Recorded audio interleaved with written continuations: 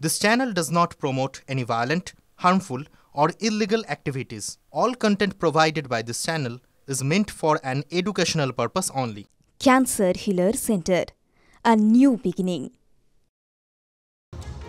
অন্যদিকে বছর ঘুরলেই বিধানসভা নির্বাচন, রাম রাজনীতি কি এ বাংলা নির্বাচনে বড় ফ্যাক্টর হতে চলেছে? এ প্রশ্ন এড়াতে পারবেন না। নন্দীগ্রাম রাম মন্দিরের জমি নিয়ে শুরু হয়ে গিয়েছে শাসক দল এবং বিজেপির মধ্যে সংঘাতের পরিস্থিতি।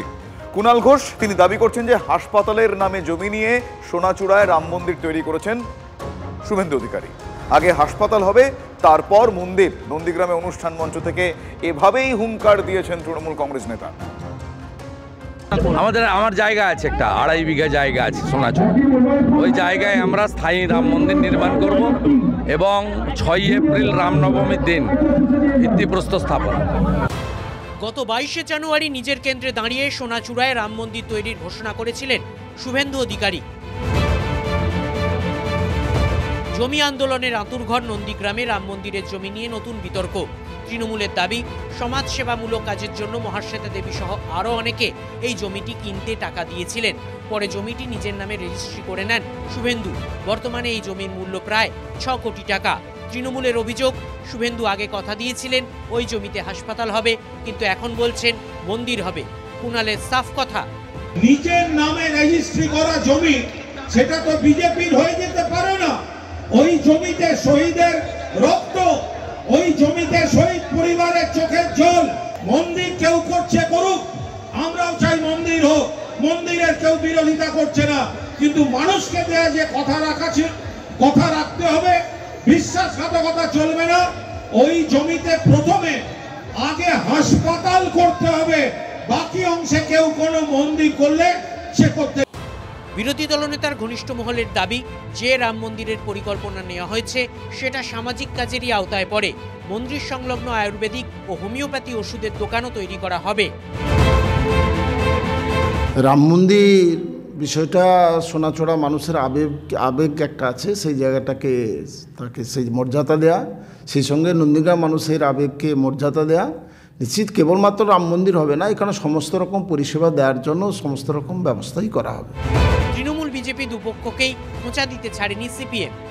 মানুষকে বিভ্রান্ত করতে চাইছে। নন্দীগ্রামের মানুষ চাইছে রুটি রুজি, নন্দীগ্রামের মানুষ চাইছে কর্মসংস্থান। সেটাকে ভুলিয়ে দিয়ে যারা বিভ্রান্ত করতে চাইছে তাদেরকে নন্দীগ্রামের মানুষ সঠিক সময়ে সঠিক উত্তর দেবে।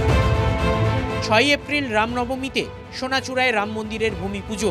পূর্ব মেদিনীপুরেই জগন্নাথ মন্দিরের উদ্বোধন হবে 30শে এপ্রিল অক্ষয় তৃতীয়ায়। এই নিয়ে তৃণমূল যখন জোর প্রচার চালাচ্ছে, তখন সেই জেলাতেই বড়সড় রাম মন্দিরের ঘোষণা। রাম মন্দিরের দরজা খুলবে 2026 সালে।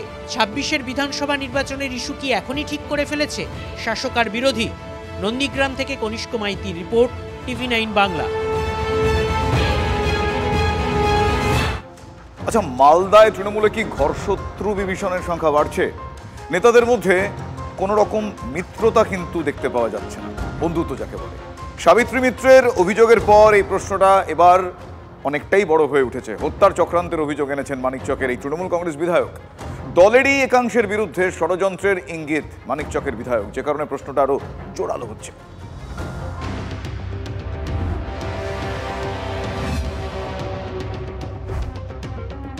দুলাল সরকার, হাসা শেখ, 1 মাসের মধ্যে তৃণমূলের 2 জন নেতাকর্মী খুন হয়েছেন। তোলপাড় হয়েছে রাজ্য রাজনীতি। তারপরও ছবিটা কি বদলালো? খুনের চেষ্টার অভিযোগ তুললেন মানিকচকের তৃণমূল বিধায়ক সাবিত্রী মিত্র। অভিযোগ, শনিবার রাতে বাড়ি ফেরার সময় তাঁর গাড়িতে বারবার ধাক্কা মারার চেষ্টা করে অন্য একটি গাড়ি। শুধু তাই নয়, তাঁর গাড়ি ঘিরে গুলি করার ছক ছিল। বিস্ফোরক অভিযোগ সাবিত্রীর। এদেরকে প্রথমটা ধাক্কা মেরে আমরা হয়তো পড়ে গেলে গর্তে এরা গুলি টুলি চালাতো, আর না হলে এরা পরবর্তীকালে থামিয়ে আমাকে চারদিক থেকে গাড়িটা ঘেরতো। এই জন্য এরা আমার সামনে থেকে আপনাকে ঘিরে ধরে গুলি মারার পরিকল্পনা ছিল? হ্যাঁ হ্যাঁ হ্যাঁ, গাড়িতে কয়েকজন লোক ছিল এবং ওরা মুখ বার করে দেখছিল, আমাদের গাড়িটাকে ফলো করছিল। এটা আমি বুঝতে পেরে গাড়িটা ঘুরিয়ে দিয়েছি। দলেরই একাংশের বিরুদ্ধে ষড়যন্ত্রের ইঙ্গিত তৃণমূল বিধায়কের। আমি মনে করছি যেটা একটা ষড়যন্ত্র করে, এটা একটা বড় গেম প্ল্যান কিছু আছে এর পিছনে। আমি আজও বুঝতে পারছি না এটা কেন হলো। সামনে বিধানসভা নির্বাচন আছে, সেখানে কি কোনো রাজনৈতিক কোনো উদ্দেশ্য যাকে আপনাকে সরিয়ে দিলে কারো সুবিধা হবে? হতে পারে সেটা, এরকম মানসিকতা কিছু কিছু লোকের আছে। কারা কারা আমাকে এই ব্যাপারে ডিস্টার্ব করে আমি পার্টিকে জানিয়েছি। তাহলে কি এই ষড়যন্ত্রের পিছনেও সেই আবার কোনো বড় মাথা রয়েছে? তারাই কি এই সাবিত্রী মিত্রকে সরিয়ে দিতে চাইছে? কাকে নিশানা সাবিত্রীর? জেলা নেতৃত্বকে। তাই কি পুরো ঘটনাটা সরাসরি রাজ্য নেতৃত্বকে জানিয়েছেন? সুব্রতদাকে একটা SMS করে জানিয়েছিলাম, অনেক রাত হয়েছিল, রাজ্যকে জানানো বেশি জরুরি ছিল। আর এর আগেও এরকম একটা ঘটনা আমার সঙ্গে ঘটছিল। আমি ববিদা এসেছিলেন মালদাতে বাবলার কেসটাতে, তখন আমি ববিদাকে কিছু পার্সোনালি বলেছিলাম। ববিদা বলল ঠিক আছে আমি দেখছি। হ্যাঁ, বলেছে, ওটা আমি পুলিশকে বলেছি এনকোয়ারি করতে, দেখে নিচ্ছে। উনি সুব্রত বক্সিকেও ফোন করেছিলেন? সবাইকে করেছেন। উনি বলেছেন এটা খুব সিরিয়াস ম্যাটার। আমরা পুলিশ সুপারকে বলা হয়েছে যে ইমিডিয়েটলি দেখে যে ক্রিমিনাল তাকে অ্যারেস্ট করবে। কালকে শুনেছি, এটা দেখেছি, ওদের কালকেও শুনেছি।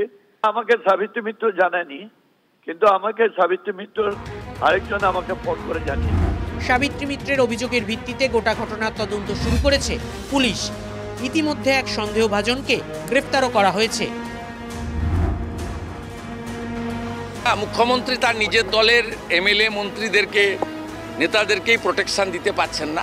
সাবিত্রী মিত্রকে বলবো যে তিনি যেন বিধানসভাতে এই বিষয়টা উল্লেখ করেন, আমরা সাথ দেব। দুলাল সরকার খুন হওয়ার পর মালদার পুলিশ সুপারকে সরাসরি ভৎসনা করেছিলেন মুখ্যমন্ত্রী।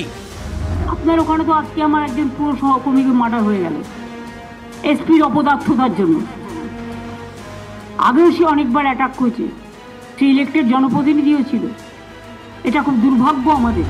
এরপরও পরিস্থিতি বদলায়নি, আতঙ্কে ঘুম ছুটছে নেতাদের।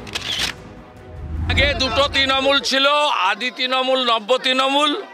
আমি যখন তৃণমূলে ছিলাম 11-র পরে নব্য তৃণমূল দ্বারা আক্রান্ত হয়েছি। এখন আরও দুটো তৃণমূলের প্রজাতি তৈরি হয়েছে, আক্রান্ত তৃণমূল, আক্রমণকারী তৃণমূল। বকরার আমসত্ব নিয়েই কি এত দলাদলি? শীর্ষ নেতৃত্ব কি সেটা বুঝেও বুঝছেন না? শুভদোষ ভট্টাচার্যের রিপোর্ট, TV9 বাংলা। মহাকুম্ভে পুণ্যার্থীদের উপচে পড়া ভিড়ের ছবি দেখতে পাওয়া যাচ্ছে। মৌনী অমাবস্যার দুর্ঘটনা থেকে শিক্ষা নিয়ে কাল বাসন্তী পঞ্চমীর অমৃত স্নানের ব্যবস্থাপনায় ফাঁক রাখতে নারাজ যোগী প্রশাসন। তদারকিতে আসরে স্বয়ং উত্তরপ্রদেশের মুখ্যমন্ত্রী যোগী আদিত্যনাথ। শনিবার সরকারের শীর্ষ আধিকারিকদের সঙ্গে মহাকুম্ভেই দিনভর দফায় দফায় বৈঠক করেন মুখ্যমন্ত্রী।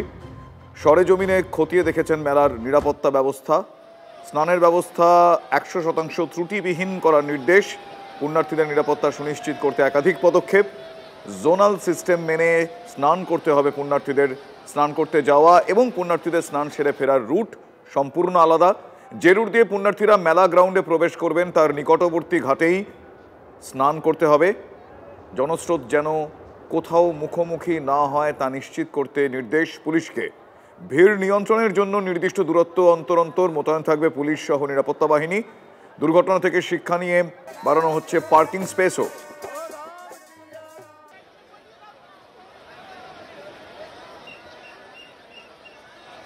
Cancer Healer Center, a new beginning.